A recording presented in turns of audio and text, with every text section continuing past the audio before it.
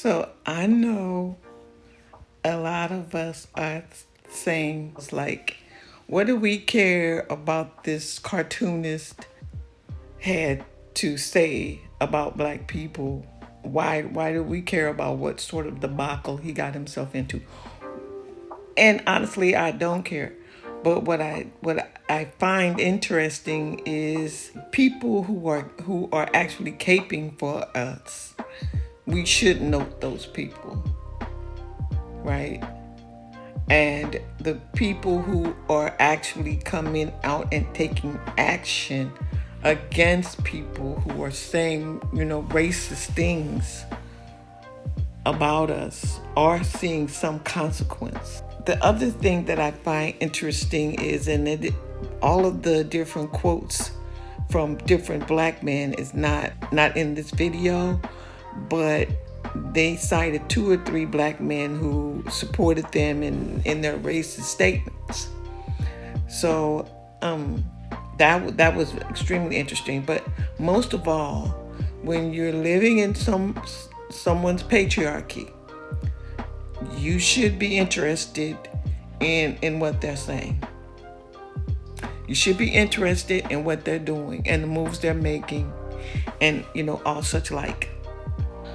But what I found was very, very interesting is the number of newspapers that dropped him and the bussy-popping that ensued. So in summary, what happened is this guy came out, showed his true colors. Apparently, he had said that he was black at some point. Back in 2015, he claimed that he was black. He identified as black. Who knew? But now suddenly, he's rescinding his blackness and he's going back to being white.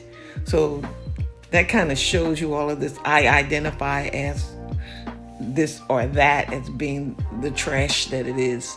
But it's definitely a dusty debacle for sure for this guy.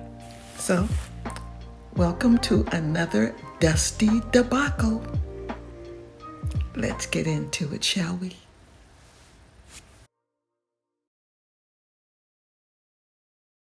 Doesn't want anything to do with black people. That he moved into a white neighborhood surrounded by white people. And his advice to you, if you're white, is to get the hell away from black folks. To get the fuck away, he says. He says that it makes no sense for a white American to give any assistance or help to a black American. This needs to be public information that this guy, shocker, Trump supporter, shocker, Republican, shocker, conservative, believes that the black race is a hate group.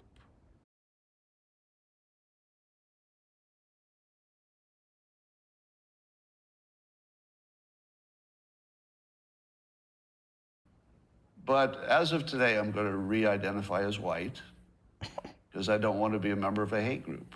I'd accidentally joined a hate group. So if nearly half of all blacks are not okay with white people, according to this poll, not according to me, according to this poll, that's a hate group. And I would say, based on the current way things are going, the best advice I would give to white people is to get the hell away from black people. Just get the fuck away. Wherever you have to go, just get away. Because there's no fixing this. This can't be fixed. Right? This can't be fixed. You just have to escape. So that's what I did. I went to a neighborhood where, I have a very low black population. And this is according to Don Lemon, by the way. So here I'm just quoting Don Lemon when he notes that when he lived in a mostly black neighborhood, there were a bunch of problems that he didn't see in white neighborhoods. So even Don Lemon sees a big difference in your own quality of living based on where you live and who's there. So I think it makes no sense whatsoever as a white citizen of America to try to help black citizens anymore. It doesn't make sense. It's no longer a rational impulse. And so I'm gonna back off from being helpful to black America because it doesn't seem like it pays off. Like I've been doing it all my life, and the only outcome is I get called a racist. That's the only outcome. It makes no sense to help black Americans if you're white. It's over. Don't even think it's worth trying. Totally not trying. Now we should be friendly. Like I'm not saying start a war or do anything bad. Nothing like that. I'm just saying get away.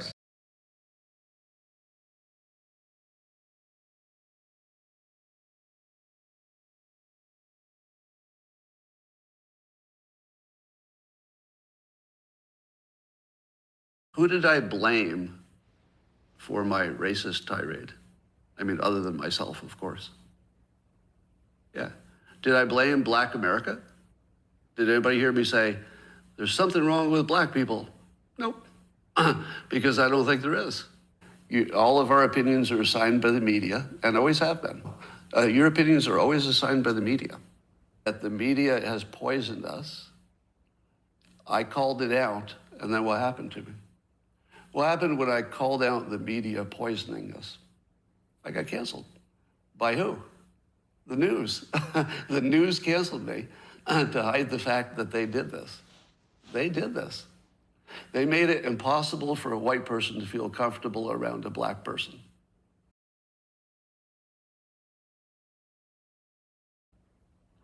Let me modify that. Not a person, right? You need to deal every single individually. Every person should be dealt with individually. So I'm by no means suggesting you should avoid black people. If you got that as some kind of a universal thing, you missed the point. So individuals, you should never discriminate against. And by the way, I rarely run into racism with anybody I know. Do you have that experience? Like the actual racism that I experience, like in my daily life, it's like zero, basically. It's only a media phenomenon. Now let's look at my situation. Who is my boss? Well, I don't have a boss per se, but the clients are basically my boss, like in a conceptual way. So the newspapers, CNN, Reuters, all these people, created a situation which I pointed out, and then the people who created that bad situation, they rallied together instantly, and as one, they canceled me. Because the last thing you want to find out is what they did to you. But by the end of this week, you're going to know. You're going to know they did this to you. They divided the country. They created this situation. And when I acted rationally in the situation they created, they canceled me.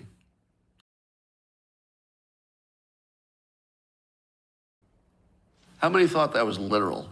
Like nobody should. I was advising you, if you go to the store and there's a black person working the cash register, don't go there. Do you think I meant that?